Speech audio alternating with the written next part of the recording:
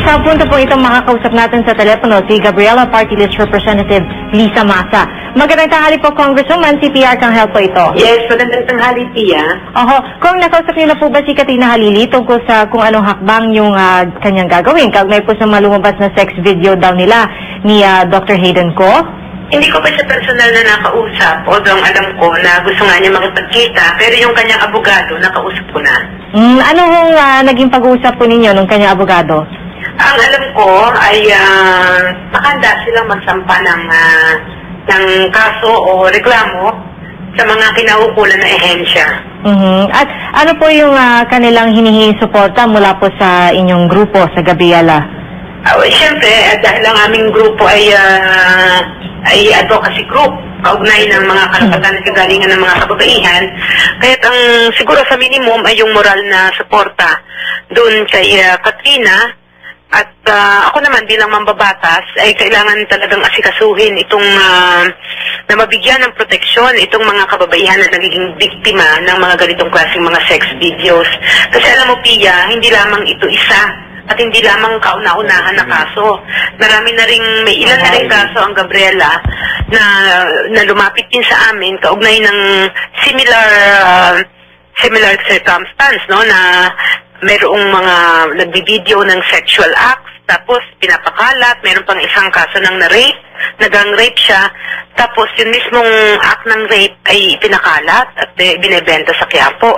Ganun talaga yung mga nangyayari na ganitong kaso at palagay namin ay kailangan talaga na seryosong tugunan at saka i-address itong ganitong lumalaganap na problema. Congresswoman, meron ba kayong mga measures na ginagawa ngayon sa Kamara para matugunan yung ganitong klaseng problema? Meron ba tayong mga legislation na inahanda, yung mga anti-pornography po? Opo, dito sa mababang kapulungan ay nakasalang na dito yung anti-pornography bill. Ang alam ko, si Congressman Tieng meron din na bill kaugnay noong mga ganitong sex videos. Pero ang Gabriela, dahil nga sa mga kaso na lumapit sa amin, ay mag-file din kami ng hiwalay na bill na talagang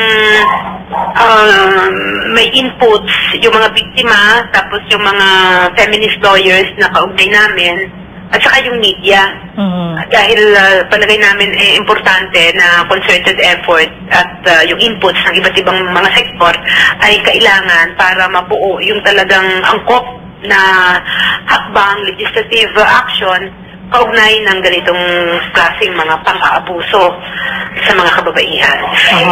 Congresswoman, sa Senado po kasi kagabi nag-privilege speech si Senator Revilla at pinapatanggalan niya ng lisensya si Dr. Ko. Suportada niyo po ba ang ganitong panukala? Sa palagay ko ay siyempre, sa lahat ng bagay, kinakailangan ng proseso, no? At kung mapapatunayan na siya nga ang nagpakalat itong video, at kung itong video na ito ay in the first place considered as a private matter, tapos sabi nga ni Katrina na wala siyang consent, no, doon sa pagpapakalat nito, talagang dapat may managot. At siyempre, ang isang suspect, kumbaga, ay yun yung isa pang involved sa sex video na yan. Kaya't kung mapapatunayan na siya ay naging kasangkapan o willfully and knowingly caused the distribution and reproduction of that video, then he is liable. At palagay ko wala na magtitiwala na pasyente dyan kung ganyan, kung totoong siya nga ang may kagagawa nito. At tingin ko, nararapat nga lamang na tanggalan siya ng lisensya kung mapapatunayan na siya nga ay may kasalanan kaugnay nitong pang-aabuso sa kababaihan. Alright, maraming salamat po, Gabriela Party List Representative Lisa Masa. Magandang tanghali po. Maraming salamat. Mabuhay po kayo.